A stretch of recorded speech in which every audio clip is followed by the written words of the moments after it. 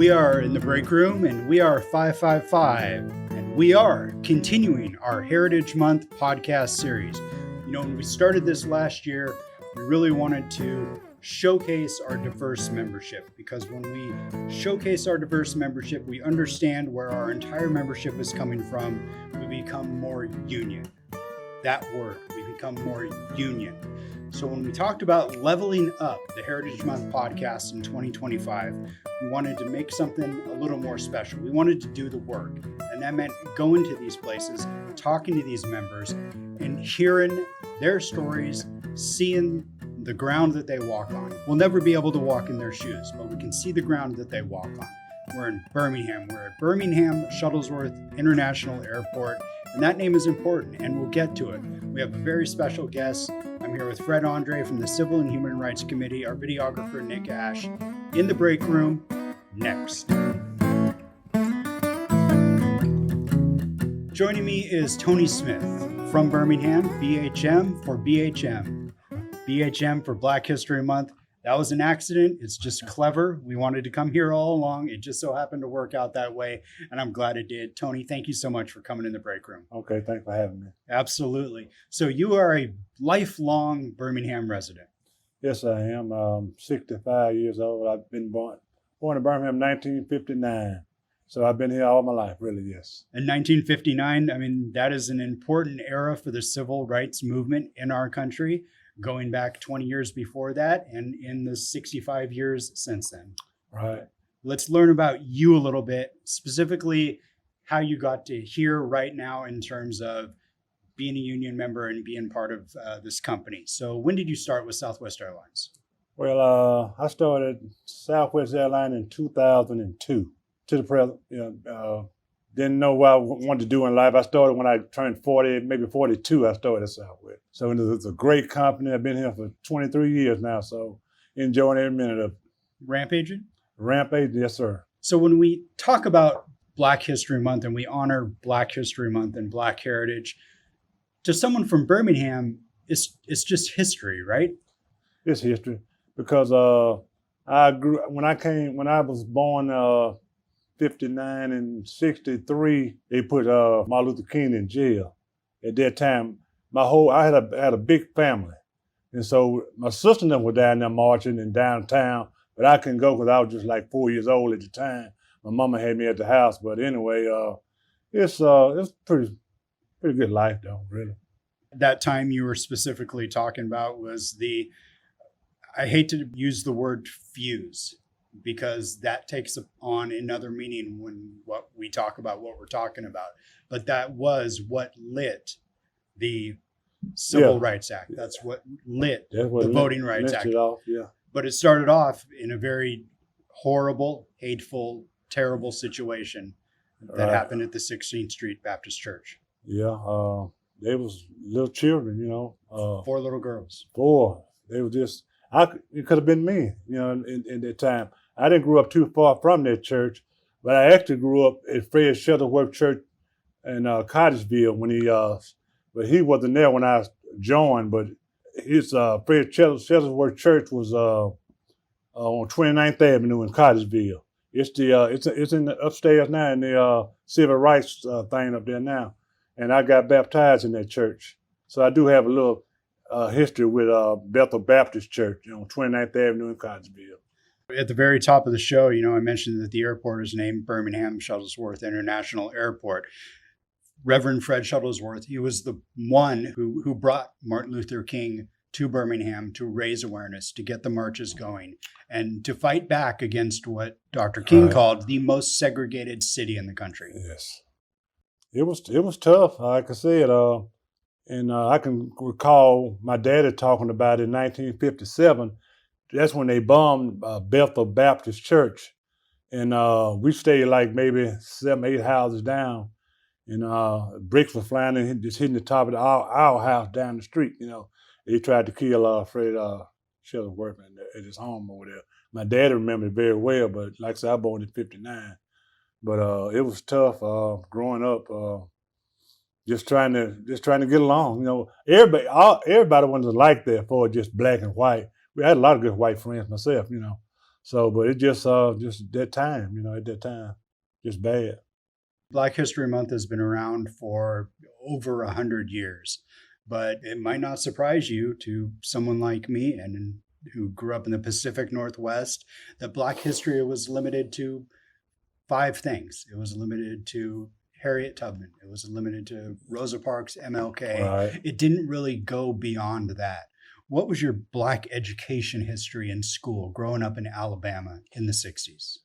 We didn't have no black education for teaching wise, just self-taught in the neighborhoods and stuff like that because, they wouldn't let us have our right to even exist, really. Right. Just, you couldn't even ride on the bus, unless you got in the back, like you said, with Rosa Parks. So it was just a tough environment here, Just glad it's got better over the years, though, but it still got a long way to go. Long way to go. I mean, the progress that's been made in the past 65 years is millions of miles ahead of the previous 400. But when you think about the attention that Heritage Month and specifically Black History Month gets today, is that a move in the right direction that you like to see? Yeah, we're moving in the right direction. It looks good on the outside, but it's just the inner part of people. If we just get that inner part to come out and be nice to people all the time, instead of just hating all the time because of your color of your skin or your ethnicity, I mean, I think that's one of the main reasons why we want to do this, is to have those conversations and maybe implore people to try and have those conversations more, to learn about what other people have been through. Because today is the very first time that I have met somebody who lived through the civil rights movement in the Deep South. Right. I didn't live through it, but I was there. You're 4 years old. I You was lived young, through it. but like I You're said, still here. I remember going down. Fred Shuttlesworth used to come to our neighbor's house next door when he was living in Cincinnati. He'd come down here to do some talking in the churches, and he would come and stay with our neighbor, and she was a member of the SELC downtown. We used to go downtown and in the offices and be passing out flyers and different things downtown at that time. Activism from the youngest age, we're seeing that more and more here in the 2020s. We're seeing that activism grow with our youth more and more. Is that something that makes you proud? That makes me proud. Yeah, we're heading in the right direction. Just got to keep it going. Just keep going. What I think about from a completely different perspective is how it was done.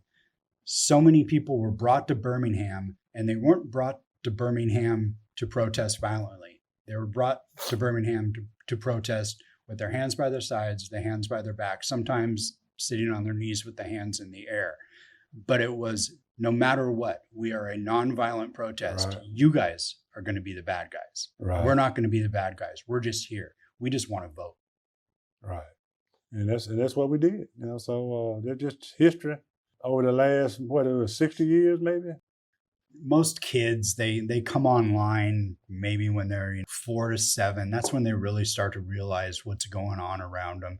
So mid to late 60s, that's when the Civil Rights Act was passed in 64 or 65, Voting Rights Act was passed. Mm-hmm. Going into those times, were you able to notice a change in Birmingham? Not immediately, probably maybe starting in the 80s, might have been a little bit better change, but from the 60s, 70s on, it wasn't good. So while the history books will say, no, everything changed when those laws got passed. It didn't change immediately. It's still going on today, really. Still going on today. Yeah. One thing that I'm excited about that we're going to do is that some of the things that we've talked about, you're going to show us. And that this isn't the audio part. This is the part where Fred and Nick and I and you, we get to go out and we get to see these historical parts of Birmingham. Right. This is where it happened. This is it. This is battleground right here in Mississippi. Really, this is the real battleground, and I can show you where Dr. Martin Luther King stayed over in the hotel and Civil Rights Museum, Kelly Ingram Park, in the 4th Avenue. That's where all the black people were in those days.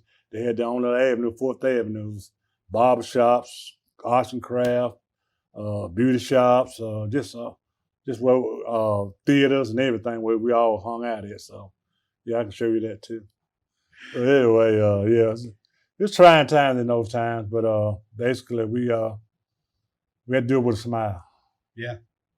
Non-violently, man. That's the only way we can make it, And so today it's better, I love my city. We're growing, getting better, got top golf, doing a lot of things. It's a small city, man. That's how you mark a city right there, Tony, is top golf. So try to keep up with the world, that's all. Is there a way that you celebrate and honor Black History Month? Is there a way that your family does, or are you just living the history? I'm just living the history now, but when my mother was born, when my mother was here, we always, every Sunday we go in February, Black History Month.